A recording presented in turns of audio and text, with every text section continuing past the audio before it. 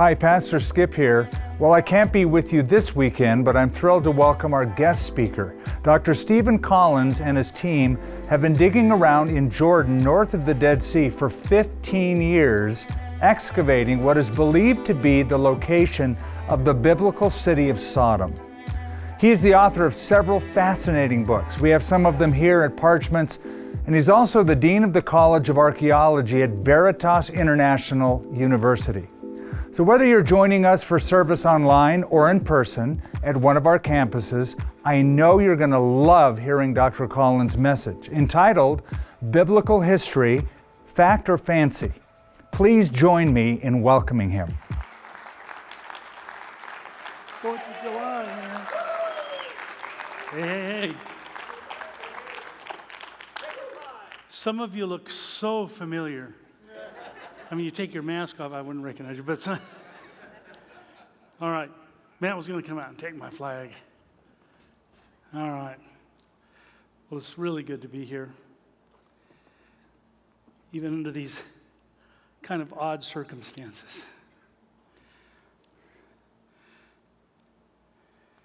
Well, we're celebrating 4th of July, freedom from tyranny.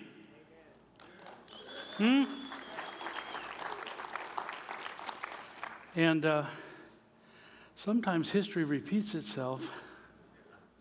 Does it feel like that a little bit? Yeah. Well, teach your children well. There was a song entitled that, right? Teach your children well. Teach them how we got to be who we are, how America became what it is. And warts and all, she's still the best that ever was. Absolutely.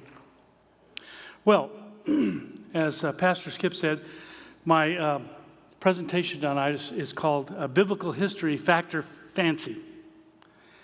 And it's similar to one that I've done before, but this particular one, now he mentioned the Harvest Handbook of Bible Lands, which is a terrific source for your Bible study, and Parchments has those. There's another book. This presentation actually comes out of a chapter that I wrote for the Harvest Handbook of Apologetics, a chapter called Is the Old Testament Historically Reliable? And so this is based a lot on that. So if you want to see a lot more information about this particular subject, grab a copy of that one too. And but why is it important? What's the whole point of this subject? Why do this? Why go over all of this stuff? And I was working on this over the last, a lot of it today, because I've done this presentation several times in different ways, but I never really thought of it from this perspective. Why do this? Why should you be interested in the historicity of the Bible? Well, I was thinking about this today, and I came up with this. Almost everything that's wrong with the world, with nations, with governments and societies, with the United States of America, anything that's wrong with any state, every city, our city, towns, whatever's wrong with any community, every family, most everything that's wrong with you and me, it's all a direct result of a failure to do three things. 1, embrace biblical historicity. 2, operate from a biblical worldview. And 3, run your life on biblical principles. Now, if you don't do those things, to the extent that you fail to do it, to that degree, our lives are damaged or they're diminished. So the more we adhere to a historical Bible, a biblical worldview, and operate with biblical principles, the better our life is. The less we do that, it just goes up. The more we do that, the better it gets. The less we do that, I promise you, the worse it's going to get. So that's one reason why you ought to be interested in the historicity of the Bible, because it does ultimately have an impact on how you and how other people are willing to embrace what it teaches. So does your attitude toward the Bible really matter? It absolutely matters. Now, let's get into a little archaeology. That's my world. That's what I do. And in that world, I have done a lot of work for the last 15 years on Sodom. And that's been impactful, we hope, on how people think of the Bible. But it remains a fact that most archaeologists and historians don't believe that the Torah books, the first 5 books of the Bible, are historically authentic. But something more like folklore or fiction. Some say pious fiction. That's what most people believe. How did they get there? By the way, this also includes the books of Joshua and Judges, so we can really take the first 7 books of the Bible and lump them into that. And I call these collectively, these 7 books, the Bronze Age scriptures. Because those stories, if we take them at face value on the biblical chronology, belong to the Bronze Age, the period before 1200 BC. So prior to 1200 BC, this is when we have all of those stories about Abraham, Isaac, Jacob, Joseph, Moses, Joshua, all of that, the Bronze Age scriptures. Now, since the balance of the Old Testament and the New Testament would be included in that, of course, since the balance of the Old Testament assumes the historical reality of the first 7 books, then if those first 7 books aren't historically reliable, then we have to question the factual legitimacy of the rest of the books of the Bible. You see how that works? If you destroy that foundation, the rest of it doesn't work. So this very, very important section of Scripture, the first 7 books, call it the Heptateuch, or the first 5 books, the books of Moses, the Pentateuch, or the Torah.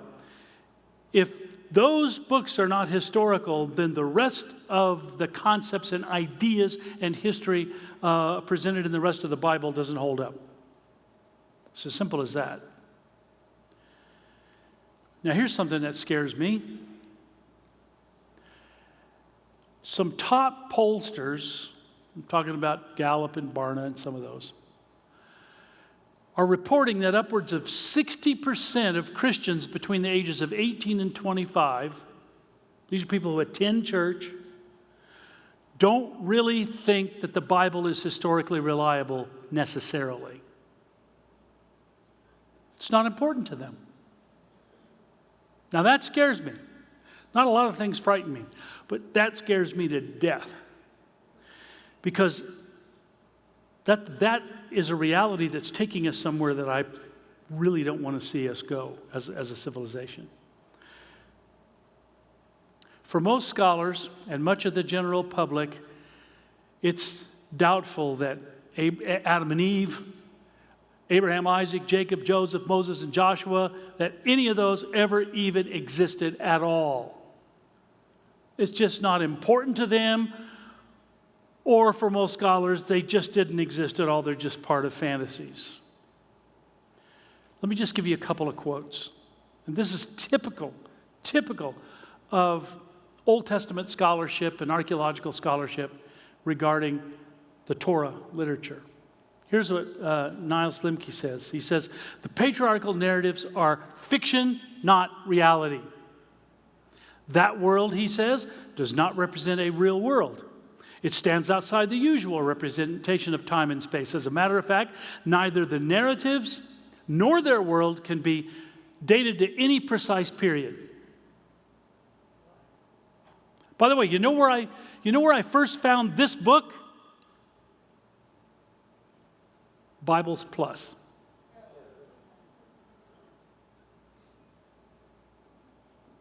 Fact. Here's Israel Finkelstein.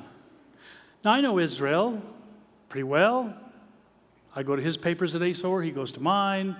You know, we've talked. You know, we have a collegial relationship. But here's what he thinks. He says, the combination of archaeological and historical research demonstrates that the biblical account of the conquest and occupation of Canaan by the Israelites is entirely divorced from historical reality.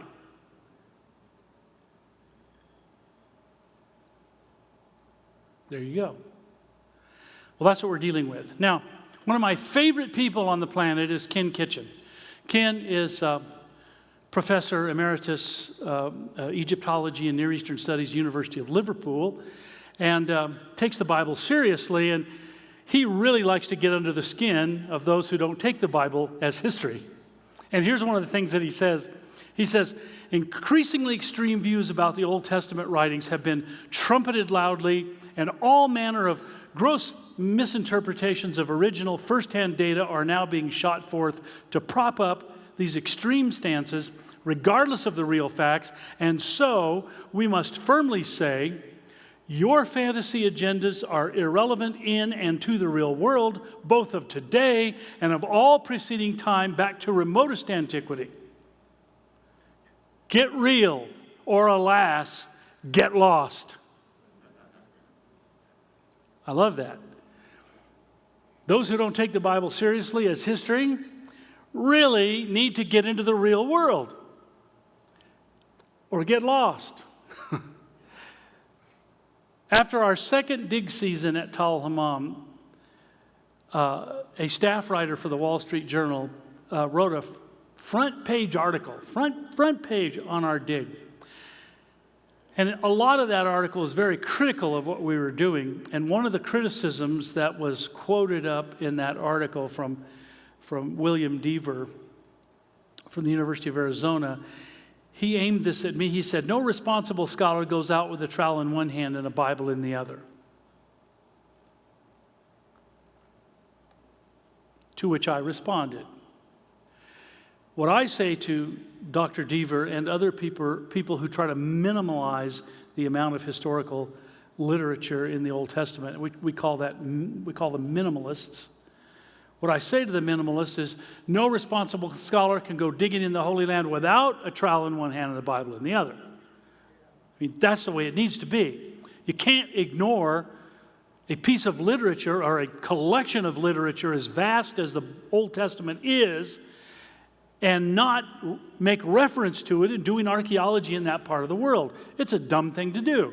Well, you can't do it. Even Dr. Deaver uses the Bible a lot. Well, the foundation of rejecting biblical historicity is the erroneous notion from what I call a pre-archaeology 19th century mindset that Moses could not have written the Torah.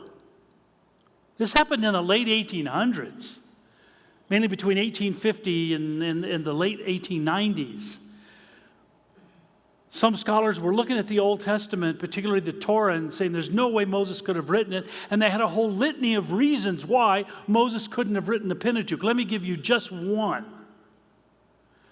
It was the state of knowledge in the, say, 1870s, 1880s, that alphabetic or phonemic writing systems that Moses would have had to use to write the Torah didn't exist until about 1000 BC.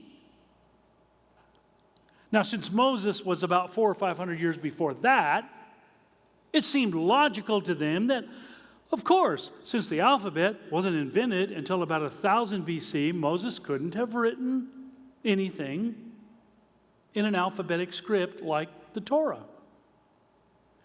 Now, by the time we get to Sir Flinders Petrie, the turn of the 19th century, in the teens, 1920s, 1930s, what did we know by then?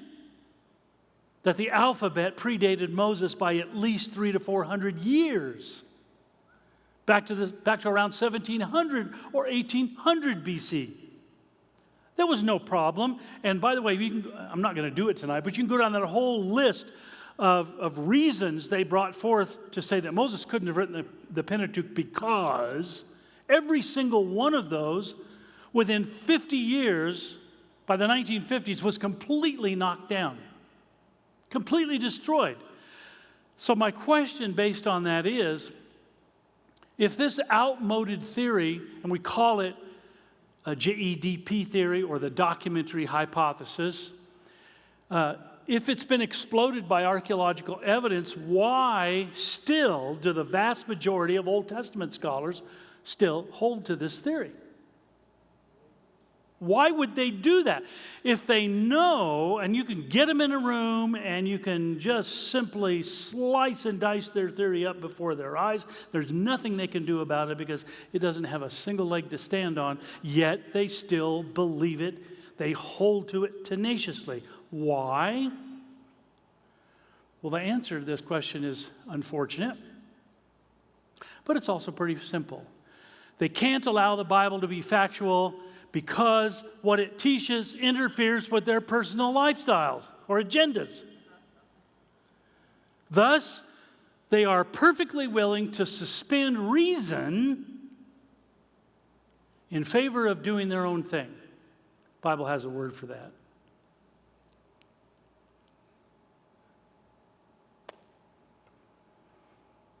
You don't want to be controlled by God? You don't want God sitting in judgment on your life, telling you what to do, what not to do? Well, you can't allow the Bible to be historical then. You can't give the Bible any credibility because the God of the Bible just might have a claim on your life. See? So they can't. They won't allow it. Even if they have to lie to themselves, accept ideas and theories that are completely destroyed by science and archaeology and reason, they will continue to hold on to. So my question here would be, who is accepting the fantasy and the fiction? Not you. If you believe in the Bible, not you. You're believing in real history. You're reading real history. Our liberal scholar friends are the ones who are believing in myths and fantasies because they have to hold on to those myths and fantasies in order to keep the Bible at arm's length. It's pretty interesting how that works. Well, let's get into our little subject for this evening, which is the historicity of the Bible, of the Old Testament, and I've divided it into two. I've already introduced the Bronze Age Bible, that which takes us from the beginning to about 1200 BC, and then we're going to jump to the Iron Age Bible, which takes us into the Iron Age from 1200 down past the Babylonian captivity around the 5th and 4th centuries BC. Now what I'm going to do is go through a list of things that cannot be adequately explained if the Bible, as according to the documentary hypothesis, was written by Iron Age priests sometime around the Babylonian captivity, the 7th, 6th, 5th centuries BC, by Judahite priests living in Jerusalem, making up stories, inventing a fictitious history for Israel. All right? How could a bunch of guys in Jerusalem in the late Iron Age, hundreds of years after most of these alleged things that they're writing about should have occurred, how would they know how to have all the right information in those stories? I promise you, there were no James Mishners amongst the Judahite priests in ancient Israel, in ancient Judah. They didn't have staffs of archaeologists and scholars and researchers to put all of this stuff together, right? They just had a religious idea, according to the critics, had a religious idea, and they invented a history for themselves to justify their possession of that piece of real estate that we call Israel.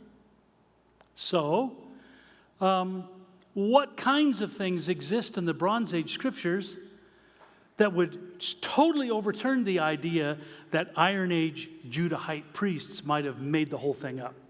Well, here's one to start with. The Fertile Crescent, that famous arc of civilization that we all learned about in Western Civ, right? When we took Western civilization class or ancient history class. Genesis 10 identifies that Fertile Crescent as the foundation and the cradle of ancient civilization, which it actually was, and we know it.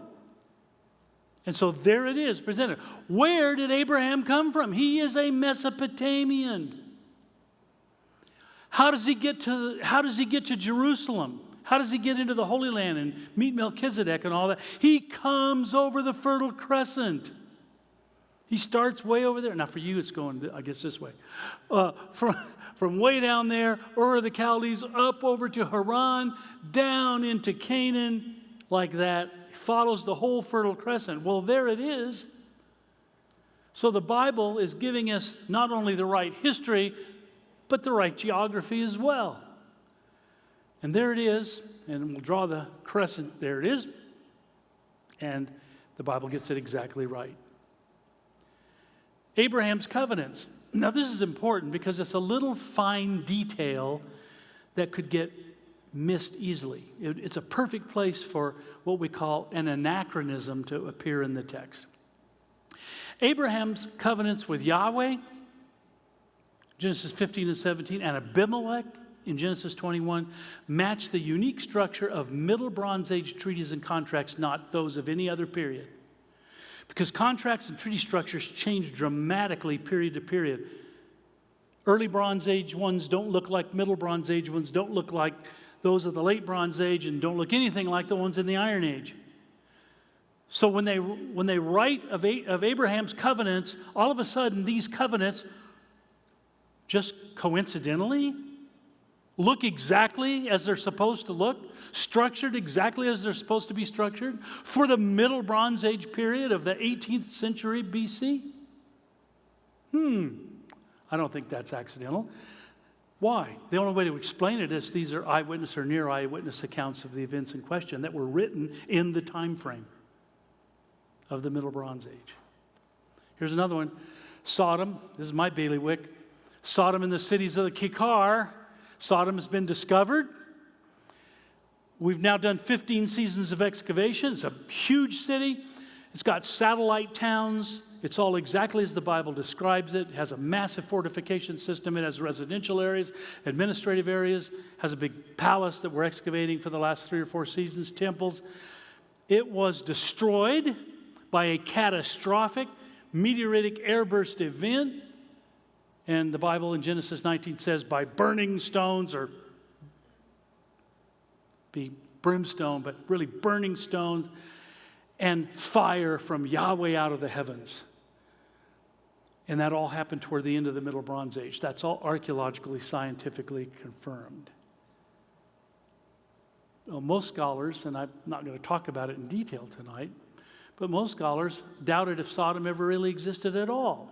It was just part of the fiction. Not only does it exist, do all the cities of the plain exist, they were destroyed in a manner commensurate with how the Bible says they were destroyed. Coincidence? I don't think so. Here's a little bit of our excavation. Here's Dr. Lane Rittmeyer's reconstruction of the main Middle Bronze Age gateway into the city that we excavated several seasons ago, and his reconstruction of what the whole city may in fact have looked like with its lower city and its upper city to the east. Another point in the Old Testament, particularly in the book of Genesis, the price of Joseph's slavery. Now, this is Kenneth Kitchen's work on this. Joseph was sold into slavery for 20 shekels of silver. It's Genesis 37. What's interesting about this is that this is the going price of a slave in the Middle Bronze Age. This is when the event is supposed to be happening, and that's exactly the right price. Now, why is that important? Because slave prices go through an inflationary curve all through antiquity. The prices are always going up, up, up. It's like everything else, right? The more things change, the more they stay the same. Up, up, up, up, inflation. By the way, in the Iron Age, Now, I'm going to ask you the question, but it's a rhetorical question, because why would you know this? What's the price of a slave in the late Iron Age? Upwards of 120 shekels. Okay? But way back when Joseph is supposed to have lived, according to the Bible, the price is, guess what? 20 shekels. You take all the known trade documents from the Middle Bronze Age and look at the price of slaves. The price of a slave in the Middle Bronze Age averages out to 20 shekels. But what's interesting is, just click up one period, just a couple hundred years. The time of Moses, in the Mosaic Law, the cost to replace a slave was 30 shekels of silver. And guess what the average price of a slave is during the late Bronze Age in the time of Moses? It's 30 shekels of silver. Is that a coincidence? Of course not. The Bible even preserves the subtle inflationary curve of prices in antiquity. It's amazing. It's amazing. Here's one, the Mosaic Law. It conforms to the distinctive configuration of Hittite. And by the way, I have a whole thing I do on how Moses got hooked up with the Hittites. That story is not in the Bible. That's an archaeological discussion. But it's really interesting because it does connect.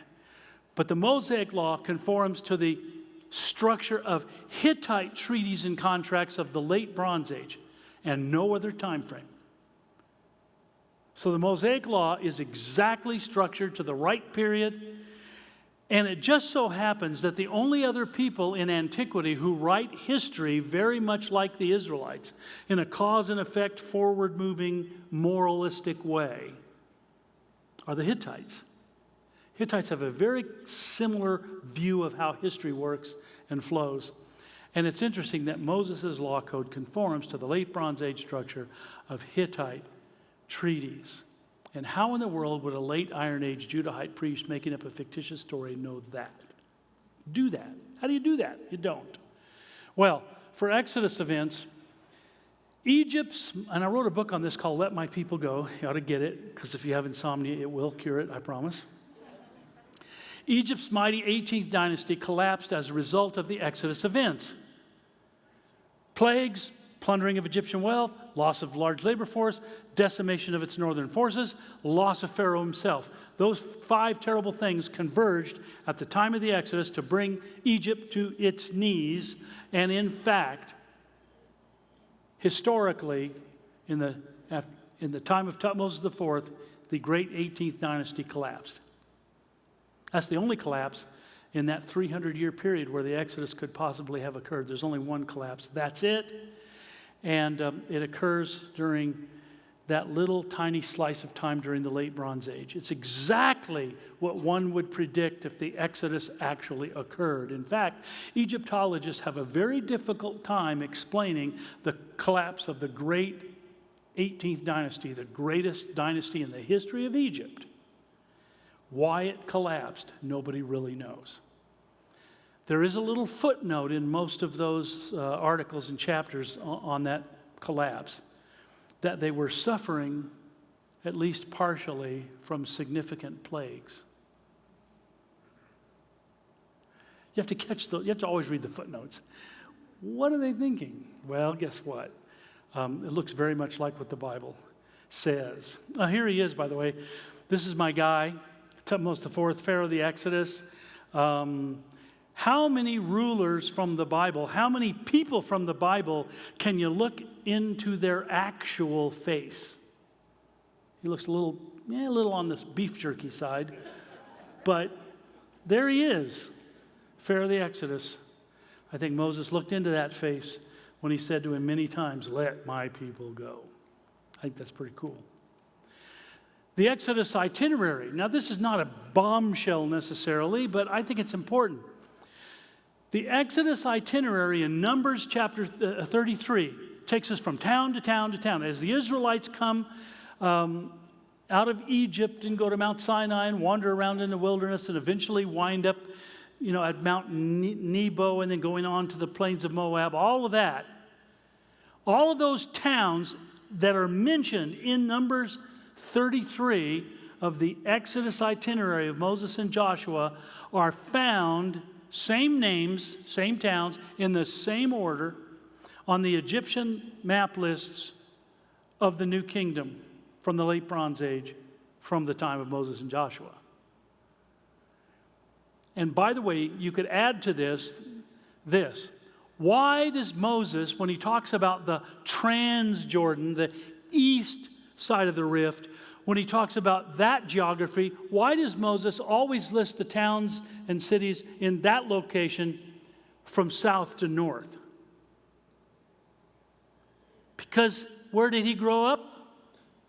Egypt. Moses' mentality geographically is Egyptian. And so the Egyptians, as in their map lists, always list the Transjordan cities from south to north as if you were coming from Egypt. Just the way Moses does it, because he grew up there. I think that's a great little detail. Here's another one. A lot of people don't realize this. Israelite literacy. Yahweh required literacy of Israel. That's Deuteronomy 27. He told Joshua and Moses, as the Israelites go across the river, I want you to set up in the promised land 3 massive stones, plaster them over, and write upon them the words of the law. Why would you do that? So the people, as they pass into the land, they can read the law. Now, I'm sure it wasn't the whole Mosaic law, probably the 10 Commandments, but so they could read the law. God wanted literacy because literacy puts power in the hands of the people and reduces the power of the monarch, which God didn't want him to have anyway. So, in preparation for this, I think, very clearly, in Egypt, a Semitic alphabet rose, and that's where it happened. Semitic people living in Egypt in the 17th, 16th, 15th centuries BC. And who, by the way, who was there during that period of time? Oh, the Hebrews. The Israelites had gone down there and multiplied like crazy. And while they're there, an alphabet is invented, a Semitic alphabet, just in time for Moses eventually to not only write the Pentateuch, but to take those laws that God gave him on those stone tablets on Mount Sinai and write those things out on billboards as the people of Israel passed into the land of promise. I think that's just really cool. Is it just a coincidence that the alphabet for the first time, now there were writing systems, hieroglyphics, cuneiform, all those had existed since around 3000 BC at least, but no alphabet that is a small number, 20 to 25 characters to represent the range of human vocalization. That never existed. So public literacy, the ability to teach people who were not professional scribes to read and write, just didn't exist until just before the Bible says Moses and Joshua needed it. For the first time in history, it shows up. By the way, how many other alphabets came along after that? You know how many? That many. Every alphabet in the world is a derivative of that original alphabet. Every single one. So the alphabet came along once in history. It diverged into a lot of different sort of sub-alphabets, but they all have very similar characteristics. But guess what? It all happened just one time, just in the nick of time, to give Moses a hand to write in and to give the Israelites a chance to learn how to read. It's amazing to me. Canaanite religious practices. Now, they're pretty terrible, even as the Bible describes them. Archaeology confirms all of this stuff. We see exactly in the archaeological record what we see in the Bible regarding the religious practices of the pagan Canaanites and others who lived in the region. It's all dramatically confirmed in the archaeological record. And then we have the conquest of Joshua, and this is really slicing it thin. This is really putting it exactly where it is in history, and the Bible and the history coordinate so well here. Let me just summarize this.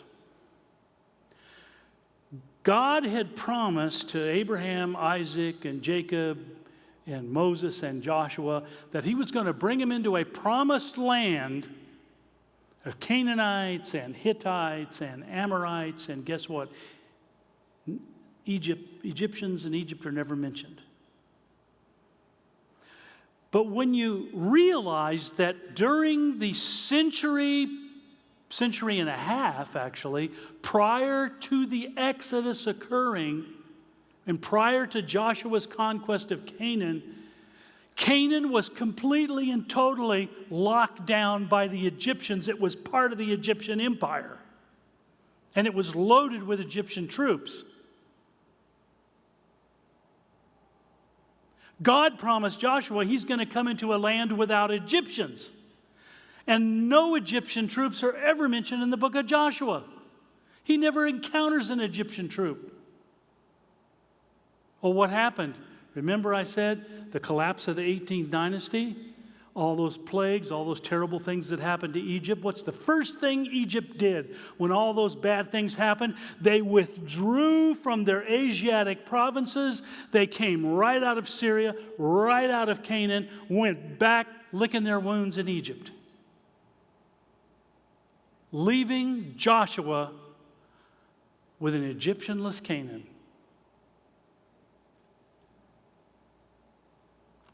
That's not just a terrific piece of history. It's also a prophecy that came exactly true. It's exactly right. Well, Joshua never saw Egyptians in the promised land because they were all gone by then. And then there's that Battle of Jericho. Let me just summarize this really quickly. There was no Jericho on the eastern Kikar. Remember, it's opposite Sodom. It's right on the opposite side of the river, exactly the same distance from the Jordan River on the west side as Sodom is on the east side. When Sodom was taken out with that terrible event, guess what happened to Jericho? Oh yeah, residual damage, collateral damage. Jericho went offline for a couple hundred years, 300 years in fact. Around 1400 BC, Jericho was reestablished, fortified, and for about 50 years, 60 years, it operated until you know who or somebody got there, and that was the end of it. Jericho only existed during the late Bronze Age, the time of Moses and Joshua, only existed as a conquerable city for about 50 to 60 years. And that's exactly when the Bible says Joshua showed up. It's amazing to me how precision creeps into the biblical history. It's just amazing.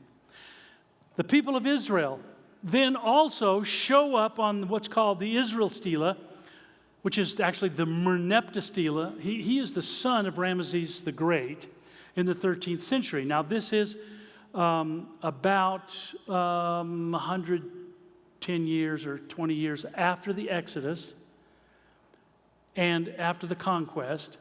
And what's interesting is, and this is in 1210 BC, the conquest had occurred around 1340, something like that. And so here we have Merneptah writing a stela, and in it he says that Israel, one of the 9 bows, as in bows and arrows, the 9 bows are the 9 perennial enemies of Egypt. And he claims that Israel is one of the 9 bows. And he says about Israel, his seed is no more. That doesn't mean he conquered. I mean, the Egyptians are always claiming to have conquered everything and everybody. And you have to say that if you're a good pharaoh, right? You have to put up a stela. You have to say, I conquered the 9 bows. But Israel is now listed for the first time among the 9 perennial enemies of Egypt. Not only that, but in the Egyptian hieroglyphics, it uses what's called a determinative, that's a hard word to say. it uses that little indicator of a people group without a king. It's not a kingdom with a king. He refers to Israel as one of the 9 bows, but a people group without a king, which is exactly what they were at this point. This takes us into the book of Judges. They had no king. And Merneptah confirms that. Just another little piece of history. I call this one smite, smote, smitten. In the Middle Bronze Age and into the Late Bronze Age, they never had a stabbing pointed sword. Now they had daggers, and don't ask me why they never invented a big one to use as a sword. They didn't. They had curved edge, hacking, really you'd call them battle axes, with a single edge along the outside. I'll show you one here in a second. Like that. They don't have a pointed thrusting point. They're not the double-edged swords of the Iron Age. They're the single-edged swords of the Bronze Age. And what's interesting, there's a phrase in the Bible, to smite with the edge of the sword. Edge. Singular. Now look at this. Here's how fine the Bible history is. The precision of it can sometimes turn on whether a verb is singular or plural. The idiom to smite with the edge, singular, of the sword is an idiom derived from the sickle sword of the Late Bronze Age. And there's a sickle sword. And you can see I'm pointing there to the outside curved edge where the point is. See the point? You're going to give somebody a stomach ache if you do that to them. But this thing is for hacking. And that edge gives rise to this idiom. What's interesting about that, if you go back here, it appears about 24 times in the Bronze Age scriptures and quickly trails off after that and disappears. That phrase predominates in the Bronze Age when smiting with the edge of the sword was all the rage, but when the straight pointed double-edged sword took over around 1000 BC, the smiting with the edge of the sword and the sickle sword was over. And the idiom disappears. Very interesting. By the way, it takes idioms a while to disappear. We still talk about cutting a record. Right? Nobody does that anymore, but anyway. All right. This is a weird one, and I'm going to hurry up here so we can get done on time. The Philistines and Homer. They said, well, what in the world does the Old Testament have to do with the Bronze Age tales of Homer's Iliad? Well, I'll tell you what. Homer's Iliad, lines 10 to 446, confirms the authenticity of an Aegean-style ritual sequence played out in 1 Samuel 5 and 6. This is where, remember, the Philistines had stolen the Israelite Ark of the Covenant. And every place the Ark of the Covenant went on kind of a tour through the Philistine Pentapolis cities, every place that they parked that ark, they got, I love the old King James at this point, hemorrhoids. Oh, God just has a great sense of humor. You sit my ark there, you're not sitting down. And they kept moving that ark around everywhere, right? Until they finally gave up. Plagues followed it. I mean, just bad things followed the ark. So they decided, we got to give this thing back. We got to get rid of it. And so they go through this whole ceremony in 2 Samuel 5 and 6. Very detailed ceremony to give it back to Yahweh. To get rid of this thing and give it back to the God that we stole it from. And that same ritualistic returning of something belonging to a foreign god is found in the Iliad. And you can put them together side by side. This is Neil Burling's work. It's just really fantastic. So here we have Bronze Age time of the Homer's Iliad and a partner kind of idea in. Now, what's interesting about this is in the Iliad, this is happening with the Mycenaean Greeks. Guess what? Archaeology tells us the Philistines are the descendants of the Mycenaean Greeks. That's how that cultural connection happens. It's pretty amazing. Now, just quickly, we're going to go on to the Iron Age. David and Solomon. A lot of people doubt that David and Solomon could have had an empire the size that they did. The problem with that is we know all the kingdoms around it, and if you add up all the kingdoms around David and Solomon, there's a big hole in the middle the size of David and Solomon's kingdom in the Bible.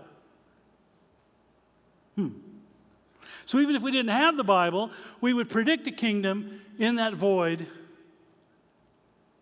What would we call it? Well, thankfully, we have the Bible. We know what to call it. It's the Kingdom of Israel. The Davidic dynasty. Now, we used to say, a lot of scholars used to say, David never really existed. He's a fiction. He's a fictitious character. And then all of a sudden, he starts showing up.